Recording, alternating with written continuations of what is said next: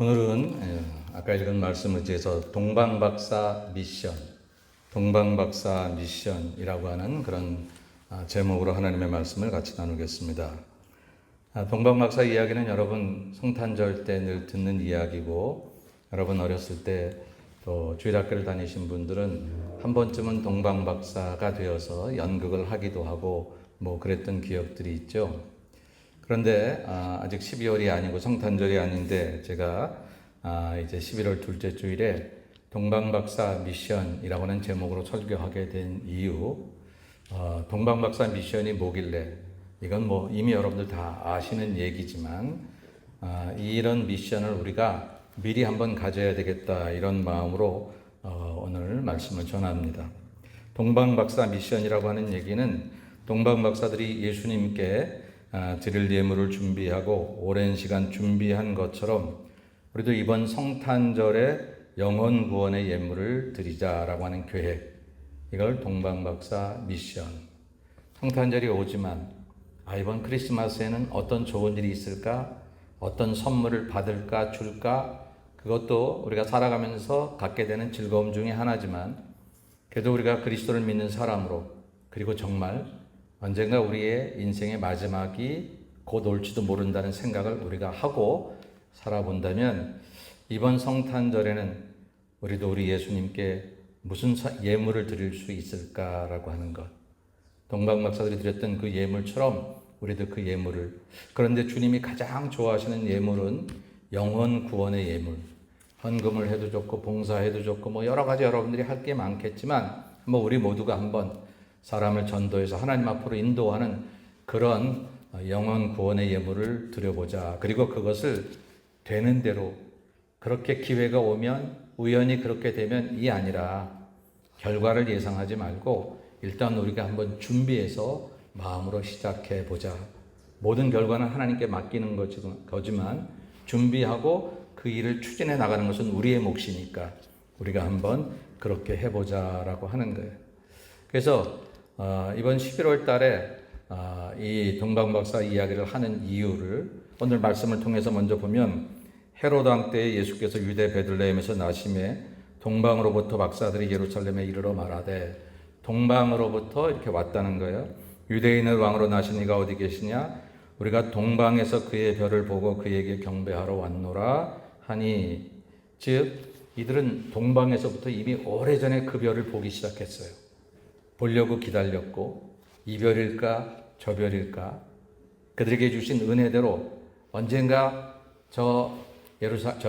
이스라엘 땅에 이 온 세상을 구원할 메시아가 오신다고 그렇게 들었는데, 그렇게 말씀을 믿고 있는데, 그것을 상징하는 별이 나타난다고 했으니 우리가 언제 그 별을 볼 수 있을까? 오랫동안 기다리며 준비했다라고 하는 것이죠. 우리는 성탄절 예수님께 경배했던 그날의 동방박사를 많이 기억하잖아요. 근데 사실 동방박사들에게 우리가 기억하고 보고 따라해야 될 것은, 그날 드렸던 그 시간도 중요하지만 그 시간이 있기까지, 어쩌면 그 시간은 아기 예수께 경배하는 시간이 얼마나 걸렸을까? 뭐 1시간이나 걸렸을까? 길게 잡아서 2시간 거기서 어머니 마리아와 요셉과 얘기하고 나눠서 2시간 그렇게 치십시다.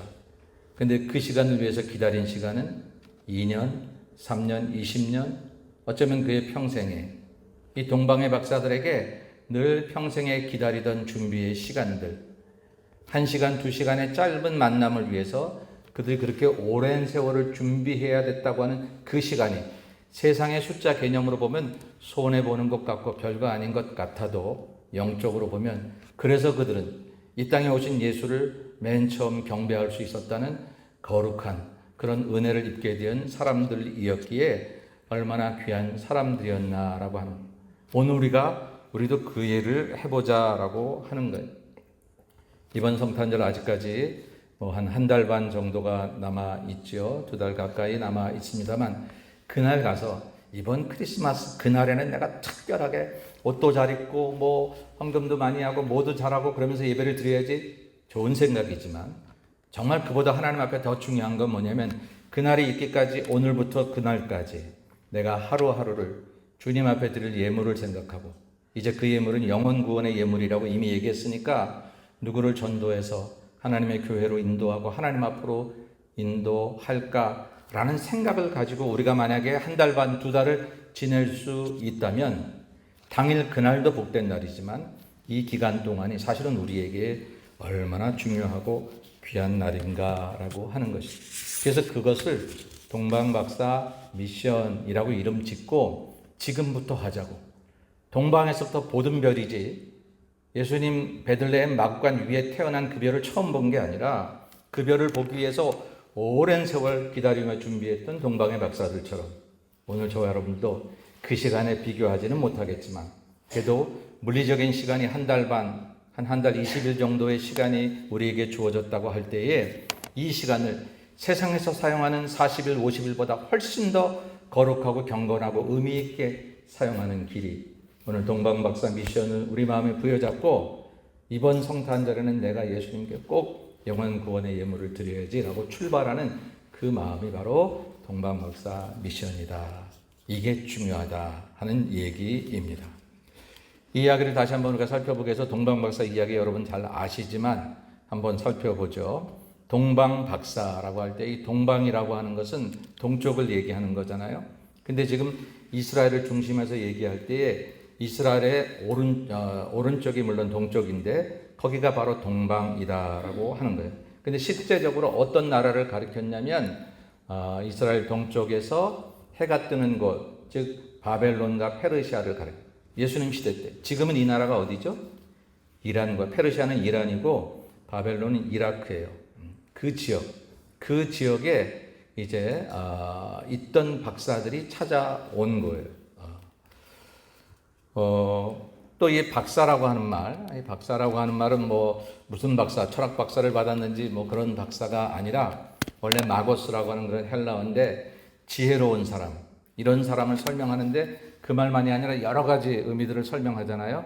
교사, 제사장, 의사, 점성가, 예언자, 마술가 이런 것들을 총칭하는 단어가 마고스인데 이게 지금 박사라는 단어로 쓰여진 거예요. 근데 그 중에 점성가라고 했는데 특별히 바벨론 지역은 천문학이 굉장히 발달된 그런 지역이었어요.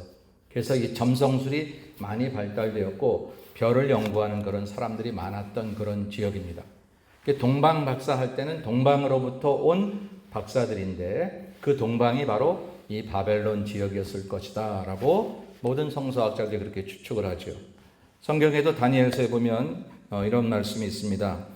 왕이 이에 다니엘을 높여 귀한 선물을 많이 주며 세워 바벨론 온 도를 다스리게 하며 또 바벨론 모든 박사의 어른을 삼았으며 그렇게 얘기하고 있어요. 다니엘이 잡혀갔을 때는 바벨론 포로 시기죠.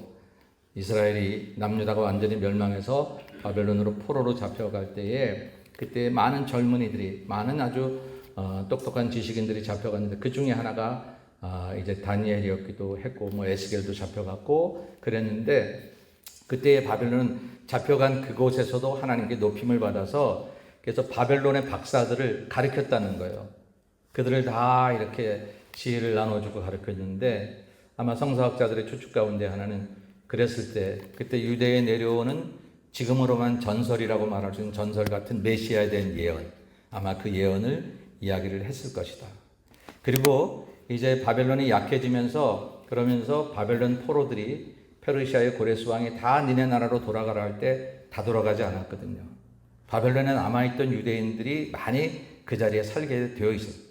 나라의 주인은 페르시아로 바뀌었지만 바벨론 포로 때 잡혀오던 그런 유대인들이 다 돌아가지 못했습니다.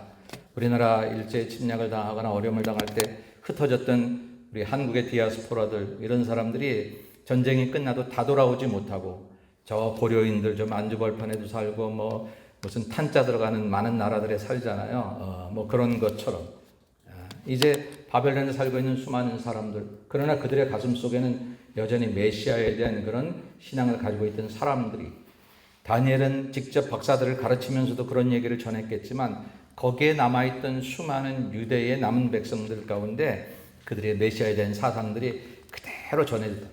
그래서 한 세대를 지나고 두 세대를 지나고 오랜 세월이 한 400~500년 이렇게 흘러가면서 거기서 메시아를 기다리는 그런 많은 사람들 유대인이 아님에도 불구하고 그들이 생겨지게 되었다. 그들 중에 하나가 지금 이 동방박사라고 일컬어지는 바로 이 사람들이었다라고 하는 것이죠.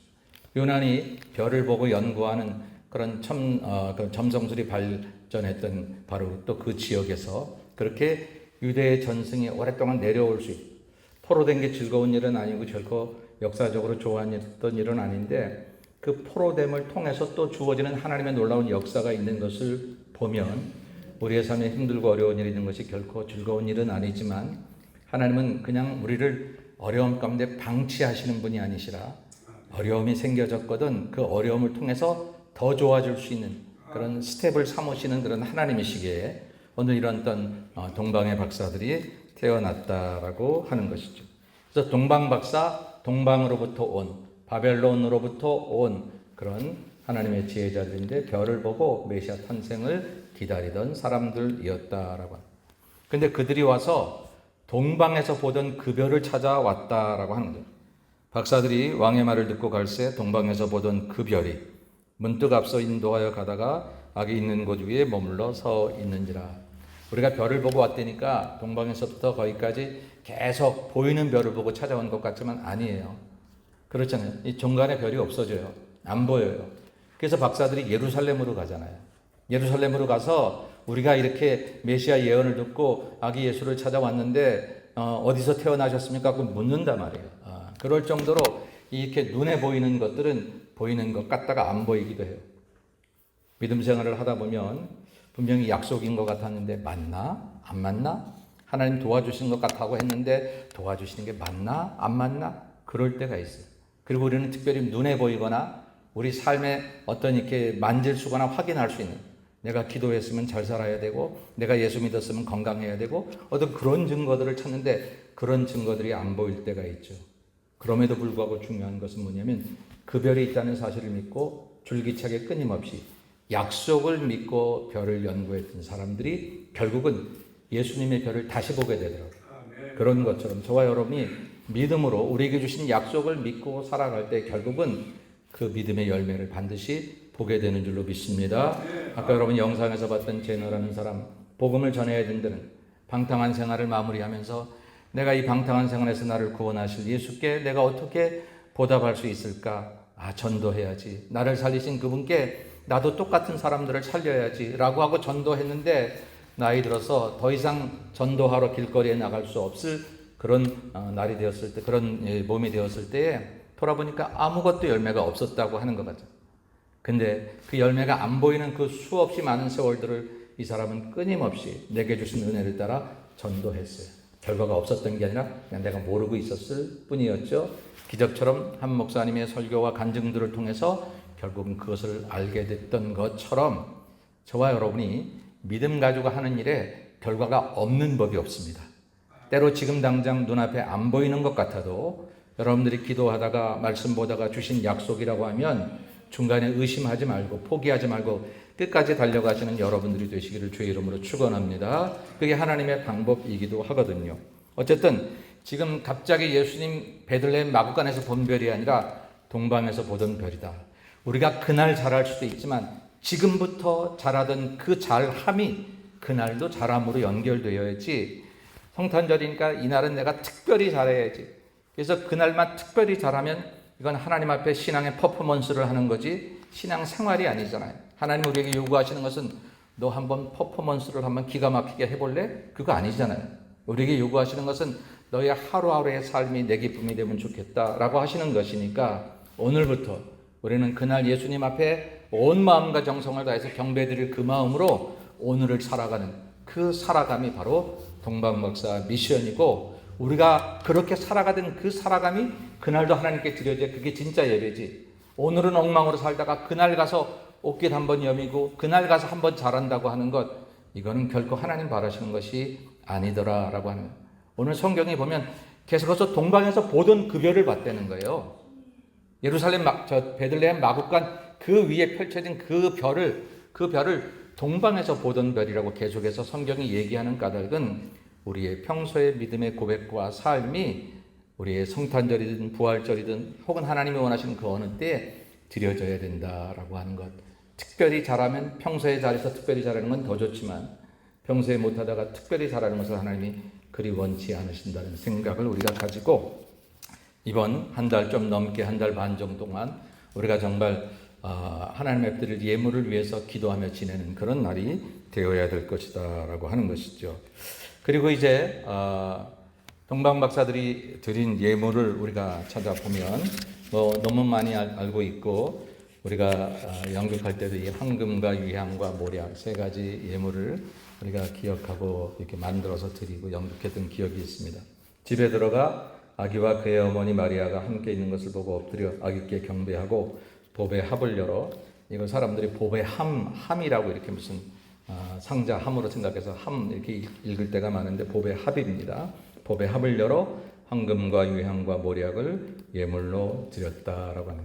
황금은 예수님은 우리의 왕이시다라고 하는 얘기. 유향은 제사장들이 뿌리는 이 향이니까 우리를 제사장이시다라고 하는 것이고, 모략은 죽은 시체 위에 바르는 약이니까 예수 그리스도의 십자가를 상징하는 얘기. 아니, 아기가 태어났는데 모략을 선물로 주는 사람이 어디 있어요? 이거 굉장히 인간적으로 보면 정말 받고 싶지 않은 선물일 텐데 우리 예수님의 모습을 그대로 드려요.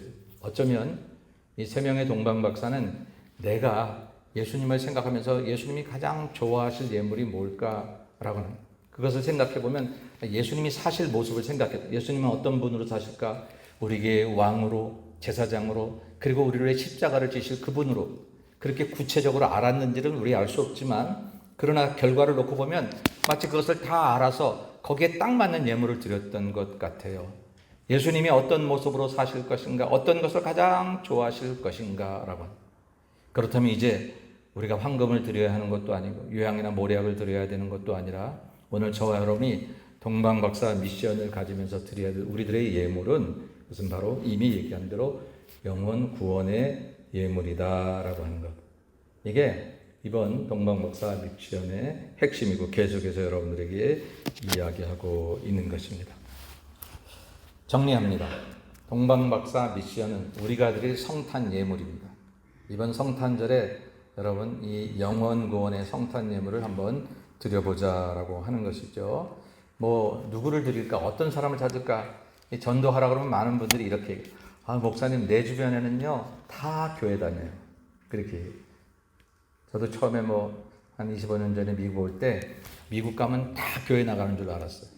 근데 그렇지 않더라고요. 교회 안 나가는 사람 아직 많이 있어요. 또 나가다가 실족하고 안 나가는 사람들도 많이 있어요. 방황하는 사람도 많이 있어요. 코로나 이후에 이제는 더 이상 몸으로 교회 나가는 게 불편하거나 싫어지거나, 그래서 편안함으로 방송을 통해서 본다면 오케이. 근데 그렇지 않고 나가는 것에 대해서 이제 못 나가는 사람들도 생겨졌어요. 여러 가지. 그래서 우리가 찾아야 될 우리 동방박사 미션에 해당되는 사람들은 누구냐면, 첫 번째는 물론 불신자들이죠. 불신자들. 안 믿는 사람을 전도하는. 안 믿는 사람을 생각하면 지금 우리가 해야 될 이 미션은 굉장히 중요한 것이고, 가끔 그런 얘기 하거든요. 교회가 너무 많아. 한국에 가면 말할 것도 없지만 미국 이 LA도 교회가 너무 많아. 한 빌딩에 몇 개씩 건물이 들어가 있고, 우리 교회도 지금 같이 쓰고 있으니까. 근데 여러분, 교회는 불신자를 생각하고 숫자를 생각해야지 믿는 사람을 생각하고 숫자를 세는 건 아니에요. 교회가 불신자들을 위해서, 이 불신자들을 전도하는 게 힘이 들어서 쉽게 결과가 안 나타나 보여서 그럴 뿐이지, 사실은 그들을 전도하기 위해서 세워지는 거니까 아직 턱없이 모자라요. 아직 불신자들을 생각하면 교회는 턱없이 모자르고, 그리고 술집이나 다른 좋지 않은 그런 건물들이 세워지는 것보다 교회가 세워지는 게 훨씬 더 좋은 거 아니겠어요? 그래서 아직까지 이 LA에도 불신자가 너무 많다라는 생각을 잊어버리시면, 그러니까 생각 속에 다 믿어, 다 교회다 이렇게 생각하면 아예 내가 전도해야 되겠다는 마음조차 없어진다고요. 여러분, 오늘 제가 이 동방박사 미션을 얘기하는 것은 여러분에게 한 달 반 동안 잔뜩 그냥 부담감을 주고 그러고 싶은 생각이 아니라, 아까 얘기했지만 결과적으로 우리에게 어떤 결과가 그 제너라는 사람처럼 우리가 없을 수도 있어요. 근데 문제는 뭐냐면요, 내가 하려고 하다가 안 되는 거하고 할 필요도 없어라고 생각하고 안 되는 것은 다른 거잖아요. 그러니까 이번 성탄절에 한번 주변에 여러분들 안 믿는 사람을 직장에 나가면 그 안 믿는 사람이 혹시 여러분 마음에 걸리지는 않으시던가요? 그냥 기도하세요. 뭐 다짜고짜 교회 나가자고 해서 쉬워지진 않을 거예요. 뭐 어떤 사람도 그렇게 해서 들어올 수도 있지만 우리가 쉽진 않아도 일단 내 눈에 불신자들이 보이면 그러면 내 동방박사 미션에 해당되는 사람들이구나 라고 생각을 해 보시라고 하는 것이죠. 그리고 기도하는 겁니다. 하나님이 더 힘주시면 말을 한번 해보는 거죠. 교회 나가자고, 예수 믿는 게 너무 좋다고 그렇게 말할 수 있어야 되는 거죠. 여러분, 우리가 이렇게 새 거를 하나 사잖아요. 물건 하나 사면 자랑하고 싶잖아요.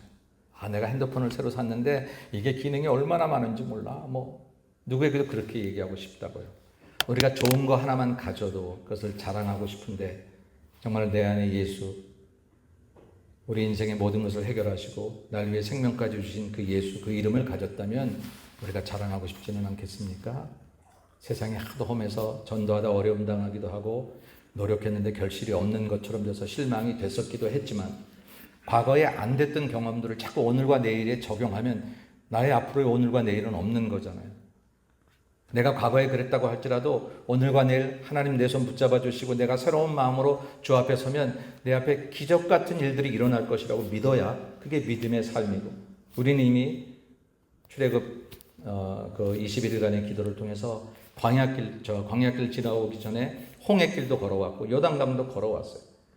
보이지 않던 물만 있던 홍해가 열려지니까 물속에도 바닷길이 마른 길이 있었다고 하는 걸 우리가 기억하면서 내 경험과 생각에 안 된다고 하는 일을 주장하면 하나님 좀 쉬세요 하는 얘기고, 내 경험에 없는데 그런데 하나님 어떻게 하면 좋아요? 라고 물어보시면 그때 하나님이 내게 기적을 베푸실 여지를 드리는 거예요.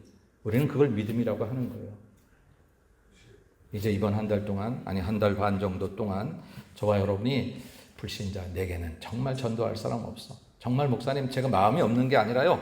저 정말 그 마음을 제가 거짓이라고 말하고 싶진 않아요. 그러나 생각의 차이 한번 돌아보면 많아요. 또 낙심자, 장기결석자, 또 방황하는 사람들 많거든요. 또 여러분이 기도하는 중에 생각나게 하신 분 주신 마음들이 있고 우연히 이런 기도 중에 전화가 걸려오든지 찾아오든지 그런 사람들이 있더라고요. 그냥 나는 우연인 것 같은데 하나님의 씨줄 날줄을 잘 엮어서 나에게 탁 갖다 주시는 생명들이 있더라라고 하는 것이죠. 기도하고 전도하려고 하면 구원받을 영혼을 내게 앞에 보내주시는 하나님의 은혜를 경험하게도 된다라고 하는 것입니다. 그러므로 이번 동방막사 미션에서 우리가 그냥 없다, 내 주변에는 없어 이런 생각을 가지면 아무것도 못합니다. 그러지 말고, 불신자는 많잖아요. 솔직히 내가 그 사람을 모르니까. 모르는 사람을 어떻게 전도해요 목사님? 모르는 사람 그거는 내가 생각할 수도 없잖아요. 그게 우리의 상식이에요. 근데 우리는 지금 믿음을 가지고 하자는 거잖아요. 믿음이라는 것은 상식을 넘어서는 거거든요.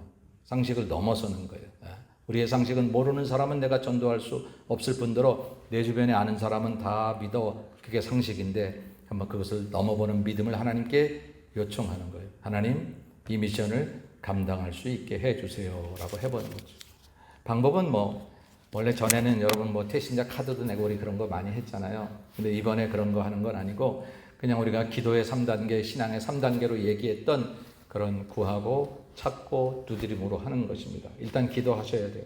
어떻든지 하나님 내게 구원받을 자를 보내주세요. 이번에 나를 통해 하나님 앞에 예물로 드려져야 될 사람을 제가 만나게 해주세요. 여러분 기도하셔야 됩니다. 기도하시고 나서는 그래도 찾아보셔야 돼요. 우리 직장에 누가 좀 구원받을 사람이 있을까? 내 이웃에 누가 있을까? 생각나는 사람, 내 전화번호 속에 누가 있을까라고 찾아보는 거죠. 찾아보다 보면 또 새로운 그런 사람들이 보여지기도 하거든요.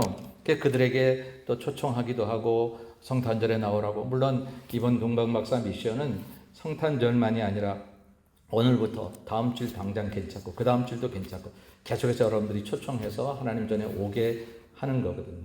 그런 일들을 우리가 노력을 하셔야 된다라고 하는 거죠. 그리고 그 다음에는 철석같이 믿으셔야 돼요. 만약에 안 되거든, 하나님 난 진짜 믿었는데 이럴 수 있어요 이렇게 하나님께 따질 수 있을 만큼 안 되거든, 에이 내가 그럴 줄 알았다 이러지 마시고, 그건 안 믿은 거예요. 그러니까 그게 아니라 철석같이 믿는 기대가 필요하다. 기도하고 기대하신다. 그러니까 첫 번째, 두 번째를 하신 분들은 세 번째를 하실 수 있는데 첫 번째, 두 번째 단계를 하지 않고서 기대하는 것은 믿음이 아니에요. 그러니까 이게 뭐라고 하죠? 그거 갑자기 이렇게 어떤 일이 생겨지는 것을 그냥 기다리는 것일 뿐이죠. 자, 이런 동방목사 미션이 이제 오늘부터 시작을 합니다. 여러분 마음속에 이 미션이 부담이 되지 않고 흥분이 됐으면 좋겠어요. 언젠가 하나님 앞에 갔을 때에 정말 열매 없는 인생으로 잎이 무성한 무화과 나무처럼 하나님께 서지 않고 그래도 누군가가 이 땅에 살면서 나를 통해 예수 이름을 들었다는 건 너무나 영광스러운 일이고 그에게도 복되지만 나에게도 복된 일 아니겠습니까? 성경은 말하기를 예수님께서 말씀하실 때에 인자가 온 것은 잃어버린 자를 찾아 구원하려 왔다. 그러니까 예수님이 이 땅에 이 목적을 가지고 오셨다고 그러니까 이 목적에 맞는 일을 우리가 해드리는 게 예수님에게 가장 귀한 예물을 드리는 거죠. 잃어버린 자를 찾는 것, 동방박사 미션입니다. 또한 주님 말씀하시기를 오직 주께서는 너희를 대하여 오래 참으사 아무도 멸망하지 아니하고 다 회개하게 이르기를 원하시느니라. 이 말씀 전에는 하루가 1000년 같고 1000년이 하루 같다. 어떤 때는 왜 이렇게 안 되는 거야? 왜 이렇게 오래돼? 그랬는데 하나님은 더디하시는 분이 아니시라는 거죠. 그러면서 하나님 이렇게 기다리게 하시고 이러시는 모든 이유들은 세상 모든 사람이 구원받기를 원하시는 거다. 하나님 이렇게 기다리고 계시는데 우린 너무 나 하나만 되었다고 이제 그냥 마음을 놓는 것은 옳지 않다. 마지막으로 이 일을 하실 때에 우리가 이런 생각이 들 수 있습니다. 될 수 있을까? 할 수 있을까? 난 전도는 못해. 해도 열매가 없었거든. 그동안에 그럴 수도 있겠죠. 그래서 이 전도하려고 하다가 이미 자신이 없어서 안 돼. 이런 생각을 가지게 됩니다. 근데 성경은 우리에게 이렇게 얘기합니다. 눈물을 흘리며 씨를 뿌리는 자는 기쁨으로 거두리로다. 울며 씨를 뿌리러 나가는 자는 반드시 기쁨으로 그 곡식단을 가지고 돌아오리로다. 라고 말씀을. 이 말씀에는 하나님이 하실 일과 우리가 할 일이 구별되어 있어요. 우리가 할 일은 뭐예요? 눈물을 흘리며 씨를 뿌리러 나가는 거예요. 울며 씨를 뿌리러 나가는. 하나님이 하실 일은 뭐예요? 기쁨으로 거두게 하시고 그리고 곡식단을 가지고 돌아오게 하시는 거다라고. 근데 우리가 일이 될 수 있을까를 얘기하는 것은 하나님이 그 일을 하실 수 있을까? 이렇게 감히 정말 교만하게 하나님이 그거 잘할 수 있을까? 이런 생각을 하는 거랑 똑같아요.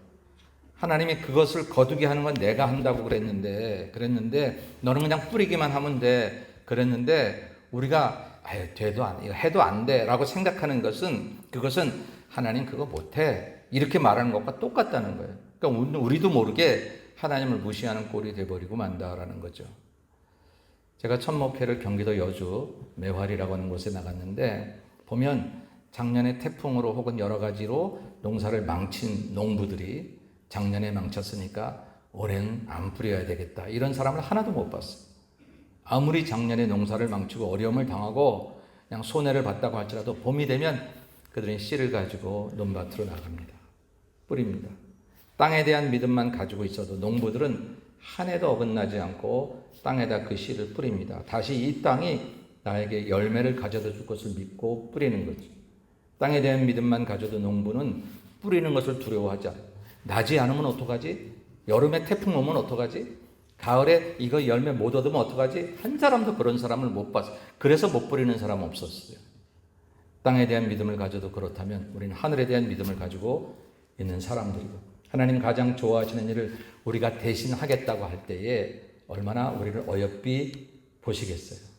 예수 그리스도가 가장 이 땅에 오신 목적, 잃어버린 자를 찾으러 가셨다는 그 목적을 2000년 지난 후에 이 시대에 우리 LA에서 우리 예수만교회 교우들이 하겠다고 이렇게 나름대로 다짐할 때 우리 하나님이 얼마나 그것을 어여삐 여기시며 기뻐하시고 좋아하시겠느냐라고 하는 것입니다. 그러므로 여러분 오늘 이 미션을 우리 마음속에 간직할 때 가장 하지 말아야 될 생각은 해도 안 됐어요. 될까? 어려워. 내 주변에는 아무도 없어.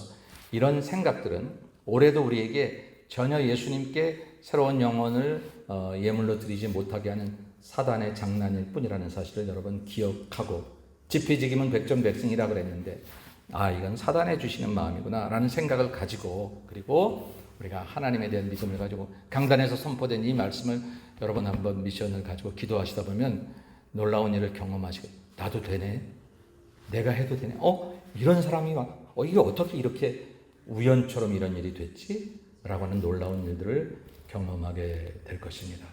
씨를 뿌릴 때에 나지 아니할까 염려하지 말고 하나님께서 거두신다고 하는 그 약속을 믿고 열심히 한 달 반 이번 크리스마스까지 여러분 씨를 뿌리셔서 아름다운 동방박사 미션을 잘 감당하여 우리 성탄절에 풍성하게 영혼 구원의 예물을 드리는 저와 여러분 모두가 다 되시기를 주님의 이름으로 간절히 축원합니다. 기도하겠습니다.